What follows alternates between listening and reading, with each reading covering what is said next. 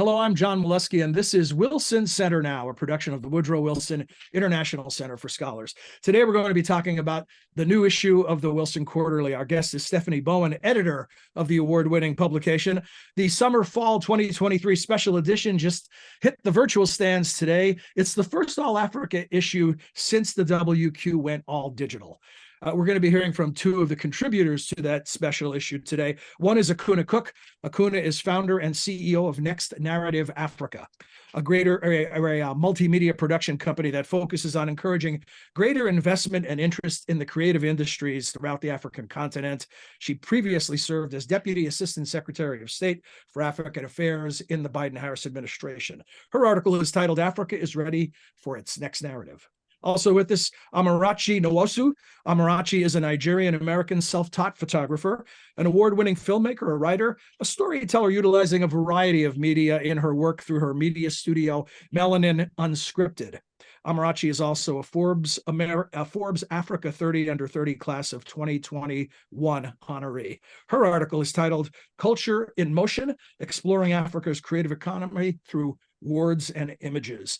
The issue is titled Africa Matters. And Stephanie, let's, as we always do on these WQ Now episodes, begin with you providing us with an overview of the issue. Thanks, John. It's great to be here and really great to be here with our two contributors. The issue itself is by far the largest in scope that I have undertaken as editor of the Wilson Quarterly. And it focuses on key themes that we think really do talk about why Africa matters: technology, economy, people, governance, U.S.-Africa relations, and cultural influence, which we will hear more about from our guests. Yeah, it's really a spectacular effort. Congratulations. What an amazing list of contributors and a grand scope of articles. And Akunna, if we could begin with you, your piece directly speaks to the overarching theme.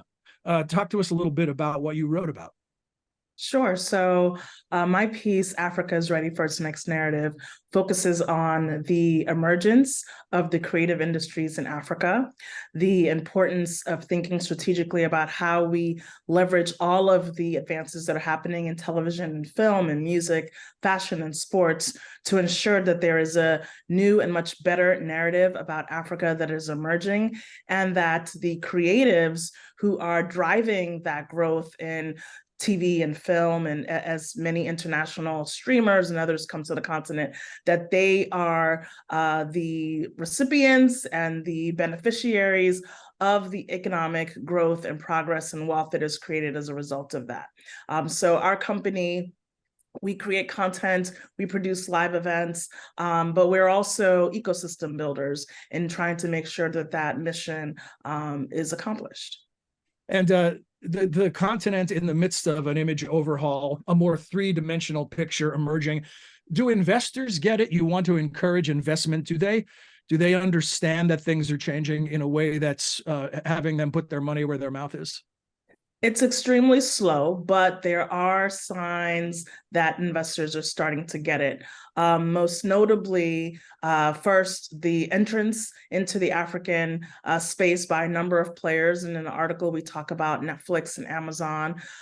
We also know that, for example, NBA Africa has been there. The Recording Academy, which has just introduced the Best New African Artist category. There's definitely that recognition.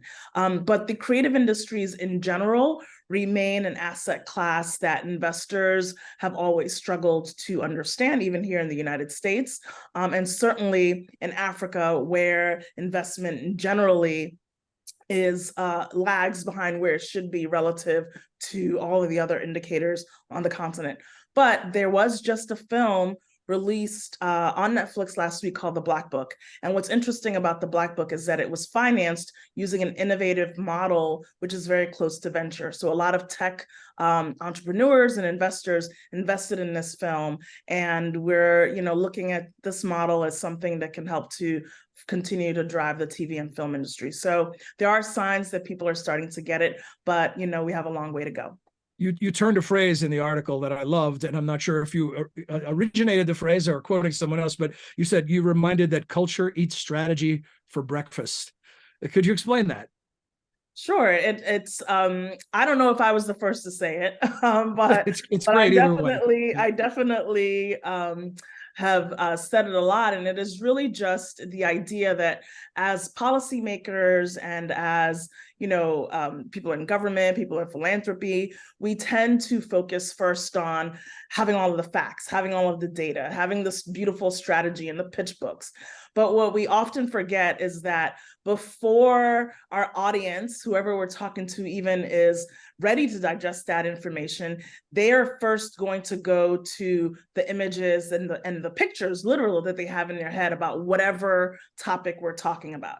And so if we really want to make the kinds of changes in policy or strategy, we need to be aware of what the cultural impact is, what the story that already exists, and be intentional about changing that story if it's negative. And certainly when we think about Africa and the economic picture, we know that those images are negative by a ratio of 2 to 1. And so if we are not thinking also about how we intentionally change the images, add more diverse images, showing Africa and Africans as they truly are, then we're going to get eaten for breakfast. Yeah, 2 to 1. 2 to 1 is an uphill climb, but if we think historically about the way people have depicted the continent, it actually speaks to some progress, I think, on the positive side over the long arch of history. Amarachi, your piece literally showcases these new faces of the continent that are changing the narrative with some stunning visuals. Tell us about the piece that you authored, which is called Culture in Motion. Yeah, so as you mentioned, the piece that I wrote was called Culture in Motion, which was a photo essay exploring the African creative class and the creative economy, specifically centering around media, film, music, fashion, and also how that's making an impact on tourism. As Akunna mentioned, a big uphill battle that we have is the narrative, the imagery, the storytelling that comes out of the continent. And I think for people to invest, for people to understand, and ultimately want to engage, it has to start with a human story, something that connects us to our shared humanity, our shared understanding of our experiences, even with the differences that we all engage with. And so this specific piece was just really looking at how storytelling has been a catalyst to really humanize, but also create a space where African creatives can actualize. And so it kind of talks about Africa being the youngest continent in the world, and the fact that with digital media revolution has come people being able to tell their stories without waiting for gatekeepers, and without waiting for people to ultimately validate them, for them to be able to share their own narrative. And so with this piece, we kind of explore how specifically within the areas of how literature, for example, has been a catalyst that has inspired film and TV. I talk specifically about a film that I did called The Ones Who Keep Walking, which was a collaborative project with Johnny Walker. And ultimately, it was about the African creative class, and it explored about 25 different voices across 15 different countries on the continent and diaspora, ranging from Kenya to Nigeria to South Africa and beyond, and really just exploring how these young creatives but have been able to make a way also with stepping stones that have been set before them.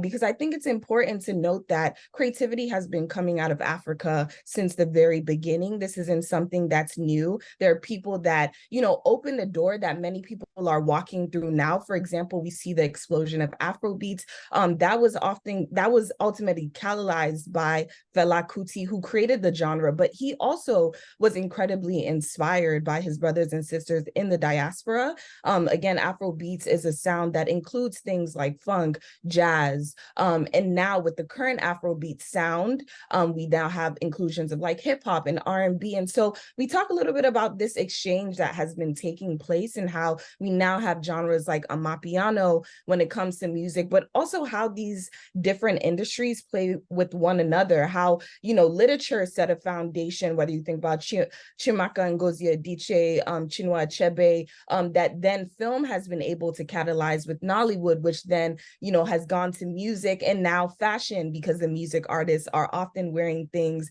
that are ultimately inspired by Africa or by African designers, and beyond, and how that's even now played a major impact in tourism. We look at specifically the Year of Return in Ghana in 2019, how that has been able to impact the economy of the whole nation with, festivals like Afrochella, which is now Afrofuture, and beyond. And so how these industries are ultimately all tied to one another, and how it's all connected. But I think, again, as Akunna mentioned, it starts with the narrative. It starts with how we're experiencing the stories coming out of Africa and humanizing these experiences for people to connect with on the global stage. Well, I'm guessing in my humble opinion, nothing can change a person's mind more effectively than the power of storytelling. Yes.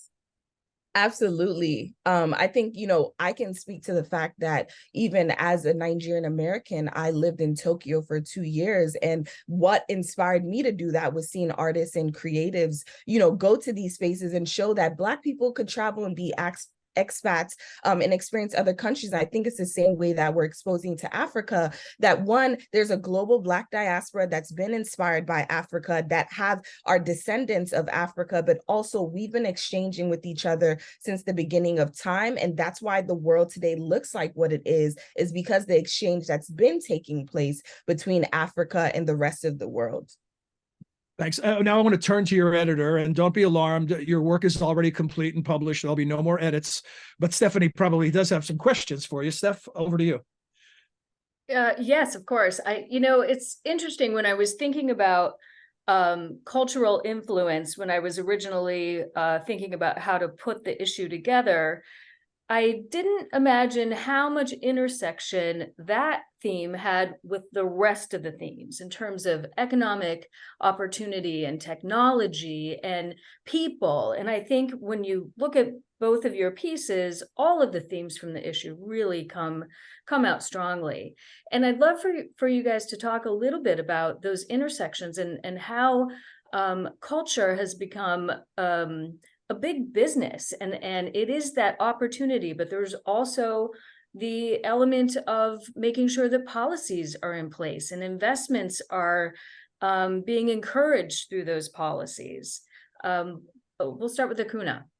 Yeah, I mean, ultimately, I've spent 20 plus odd years of my career focused on economic development in Africa or communities, Black American communities, and so I came from it as a policymaker and more of an entrepreneur, but just realizing that in each of these spheres, you could not get past culture and images, right? So if you're thinking about getting investors to Africa, you've got to overcome, as I mentioned in my piece, you've got to overcome whatever images, whatever ideas that they have consumed about Africa and what its investment climate looks like, real and imagined. If you are thinking about drawing investment for, African-American female founders, there's also an element of overcoming whatever images and stereotypes that people have about that group. So I've always been conscious of it. But I think what's interesting now is that with the emergence of these creative industries in Africa, they are very much industries. In Nigeria alone, we know that the creative industries are the second largest employer behind agriculture. And that is something that is extremely appealing on a continent that is so young. So yes, they're an industry, but this is also an industry that has had some pitfalls. And so there is this idea, at least this is the theory of the case, that because there's this emergence, that we can actually reshape the entire media and entertainment landscape with Africans leading the way. And certainly as part of the leadership of what this new entertainment industry looks like. And so I think that that's exciting. And of course, there is the idea that with more Africans playing a leading role in shaping the narrative, that they can be shaping the narrative about how we think about democracy and governance and climate and health and all of these issues that are really global problems, but reimagining that there are in fact African solutions to them and that Africans can be a part of creating those solutions. And thank you so much. And before you answer, Amarachi, I want to flip the question a little bit for you. You know, one of the things that you talked about in your piece was the fact that African creatives are they're doing things without gatekeepers. And I think you both talk about that, but I would love for you, Amarachi, to talk about the power of that as it relates to creating a business based around, you know, the creative economy.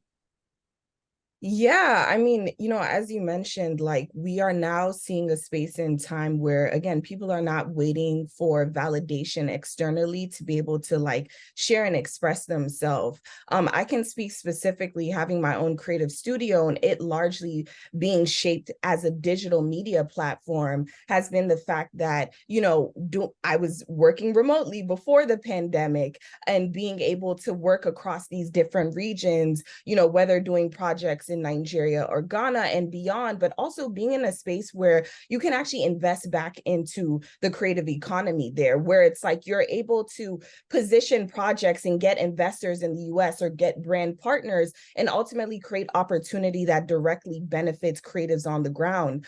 Specifically, for example, with Johnny Walker, we work with over 250 different creatives across the continent and the diaspora, but this wasn't just the impact that was made behind the scenes, it was also the impact that is transcended when brands do invest in these creatives, where this film was able to reach over 37 million people with the partnership we had with DSTV and beyond. But it also was able to directly impact and double brand sales during that year. So it is also showing that investing in the African creatives on the ground also benefits the investors, but largely a lot of the investment that has come has been from alcohol or spirit companies when it comes to investing in the African creative industries, which a lot of people don't actually know. You know, and so now we're seeing more tech companies make that investment. And I think a result of that has been the fact that people are sharing their work. People are utilizing things like Instagram, Twitter, and TikTok to just share and transcend their message, but also to learn. I'm a self-taught filmmaker. I went to, you know, although I studied international communications at Temple University, I learned filmmaking, storytelling, and that capacity through YouTube University. And so that's a big gap that has been able to be filled, is the fact that now people don't have to go to film school to learn how to work a camera. People don't have to wait for somebody to be able to build a crew. They can directly build their community. And a lot of what is happening in the African creative landscape has been driven by community, has been driven by people working amongst one another to ultimately build the narrative that is Africa right now. And so again, we have, you know, industries like music that have been directly able to, you know, impact, but also be impacted by the digital revolution with streaming. Because as we see in Africa, we often see within the economic and the agriculture standpoint that there is a vast amount of natural resources, but oftentimes, although those resources are plucked from the continent, they're not refined in the continent and they're not distributed in the continent. And that's what's the difference about African creativity and the fact that digital media is accessible, is the fact that we now have a space where we can create it on the continent, we can refine it on the continent, but also we can distribute on the continent. And that's something that we're not seeing as much with some of the other resources that are coming out of Africa. And so that is the difference within the creative landscape, is that people now have the tools to do without waiting, but can actually actualize and make impact directly and share the stories of their community without it being skewed by maybe perspectives creatives that aren't from those spaces and landscapes, because I can tell you 15 years ago, most of the productions coming out of Africa were by international crews coming that often only maybe engaged a fixer on the ground who kind of helped guide them in that landscape. But the creative narrative, the expression, the story that was being told often missed the opportunity of engaging Africans, and that's changing now. And again, it's just people taking risks and ultimately utilizing the resources they have. Is it accurate to say that even with all the good news that you just described, that what we've seen is a self-sustaining, creative, vibrant, creative community that really hasn't benefited completely from a level of investment to match the creative power that's there on the ground? And how do you close that gap? Because if it's been as vibrant as it is already, essentially without that kind of major investment, it speaks to me of amazing untapped potential. Yeah, and I would just say it's about sustainability, because you can have a big boom, a big impact, but a bubble can be popped. And so the idea is that we need the infrastructures, and, the basic necessities. For example, as a young Nigerian creative who's a filmmaker, he may have all the cameras and tools, but then he doesn't have access to 24-hour light, which affects the editing and the process that goes when actually producing these pieces. So there needs to be infrastructural changes, but even space. A simple thing of having access to space. When I go to Nigeria, there's no Soho House, there's no, like club for creatives where they can just access computers or information or tools for free. And so if we have those gaps filled, if, for example, whether it be on an institutional level, but also on the public and private level, those things can be, vastly impacted. And, ideally, it's not waiting for necessarily an international community to intervene. It's people within these landscapes also recognizing the value of what they have and making that investment, just like Akunna mentioned, with the tech companies in Africa, making that investment in the Black Book. That made a difference. And now it's going on to be one of the biggest movies coming out of Africa on Netflix. Akunna, I think it was in your piece, and forgive me if I mix these up. I just read both of them before we began recording this session.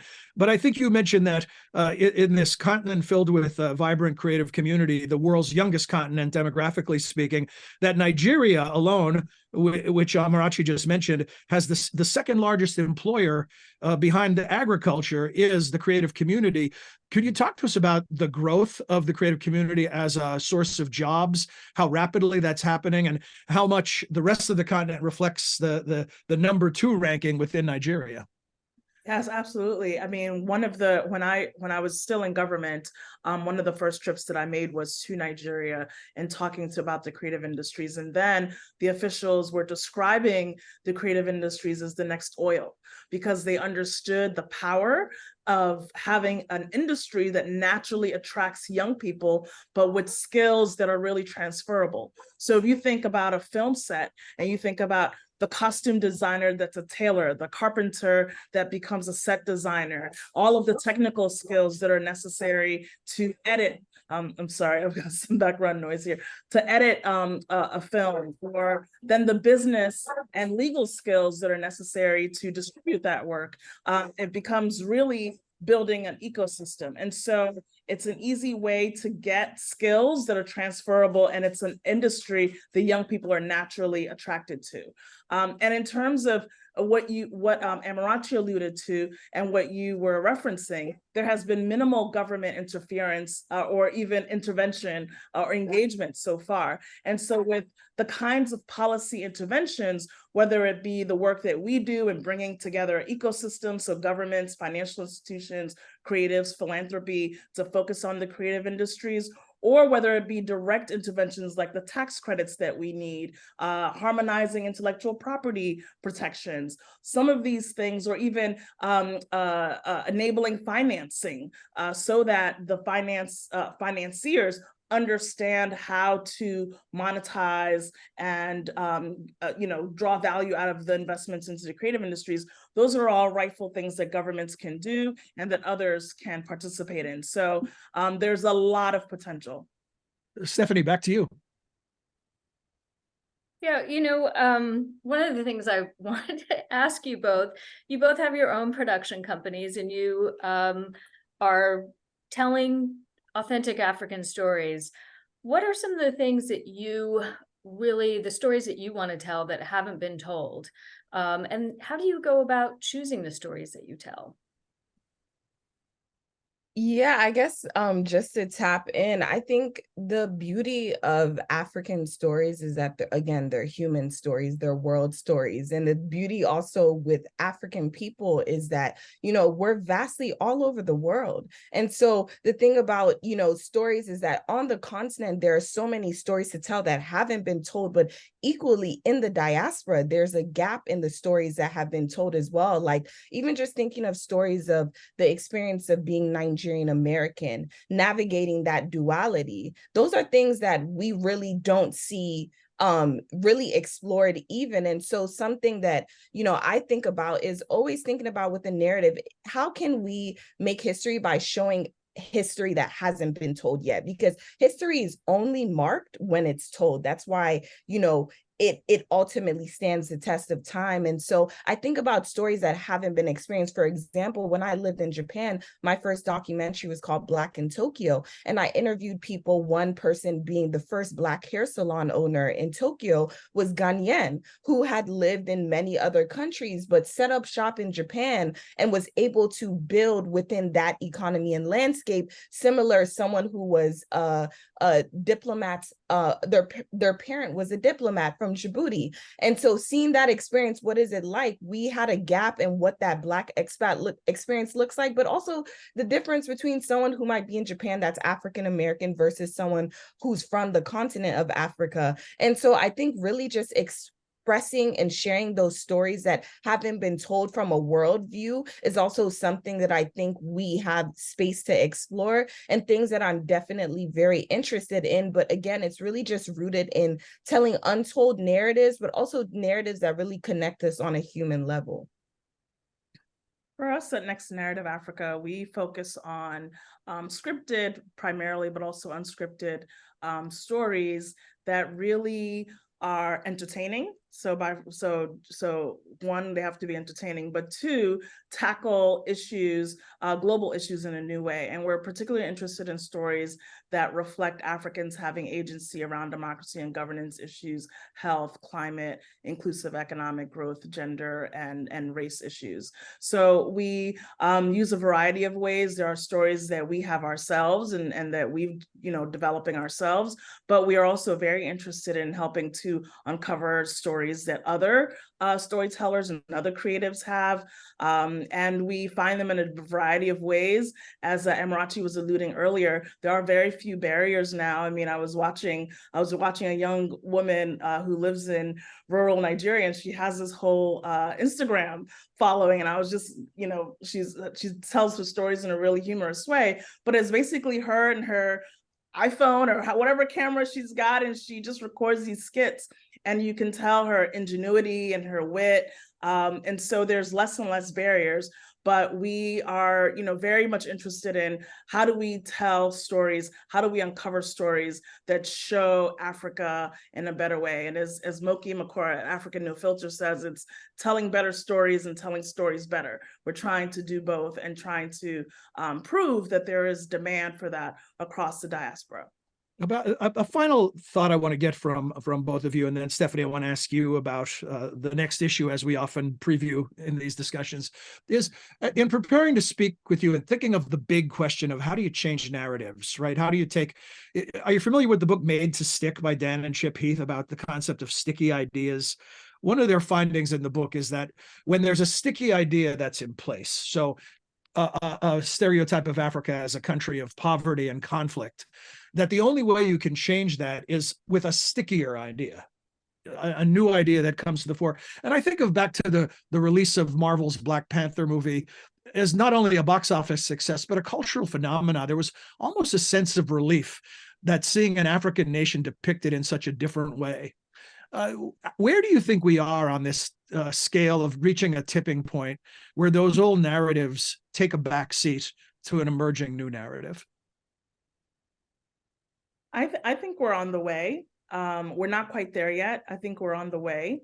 And I, to the point you're making, I'm not familiar with the book, but certainly the idea resonates that you can only counteract this old story, this old single story, by basically bringing to the forefront many new stories. And so that's what we are trying to do. And that's what I think needs to be done, is that the more people see the different stories about individual countries in Africa, individual people in Africa, the diaspora, the more it'll replace the overarching narrative that they have in their minds. And so that's why we're interested in a number of genres, right? Because people have all different kinds of interests. There are people who like, fantasy. There are people who like romantic comedies. There are people who like, mysteries, murder, right? So there's all of these genres. So how do we show the full humanity of Africa and Africans?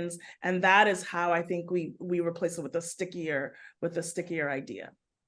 Yeah, and I guess to piggyback off of that, it's like, also cross-cultural collaboration, because the experiences and stories in Nigeria are very different from Kenya, which are different from South Africa and beyond. And so it's also making sure that we don't just depict this one-dimensional narrative of Africa, because the narrative is very expansive. And I think also we talk a lot about travel when it comes to Africa, and the fact that it's not always easily accessible for someone to Nigeria to go to South Africa, someone in South Africa to go to Djibouti or Ethiopia, etc. And so I think as we also connect as Africans and find spaces for that connection, even as creatives, for example, in the film industry, and what we see in Hollywood is that multiple people partner together to bring a story to life. It's not one partner, it's not one investor, it's different studios, it's different investors, it's different production companies. And I think we need more of that kind of collaborative ventures across Africa, because I think that's when we're going to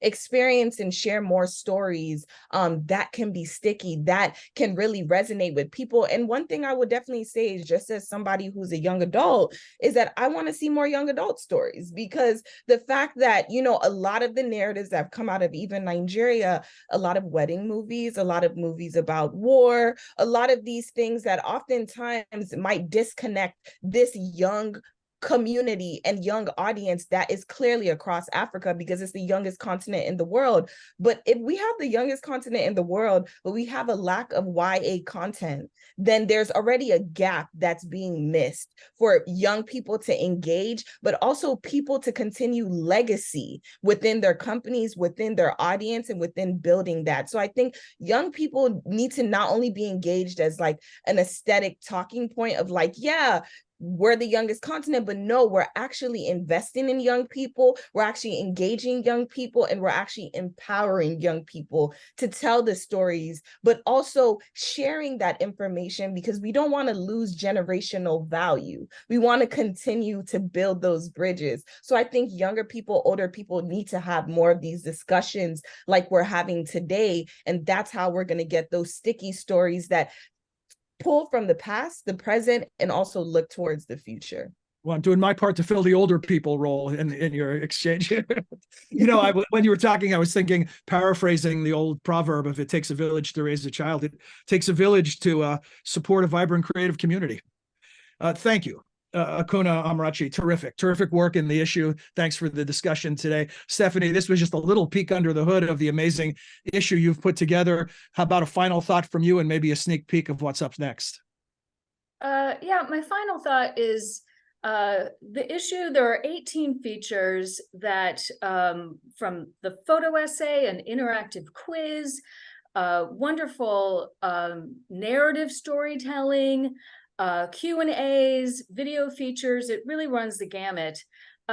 Even with this being a large issue in terms of a typical WQ, it really is just a glimpse. And we picked the themes, but each theme could have had umpteen number of sub-themes. There's so much to explore, and that's one of the reasons why I'm so glad that we talked to Amarachi and Akunna today, because you are doing the great work of helping to tell the story of today's and tomorrow's vibrant African continent. And I'm honored that the Wilson Quarterly could be just a little part of helping to do that as well.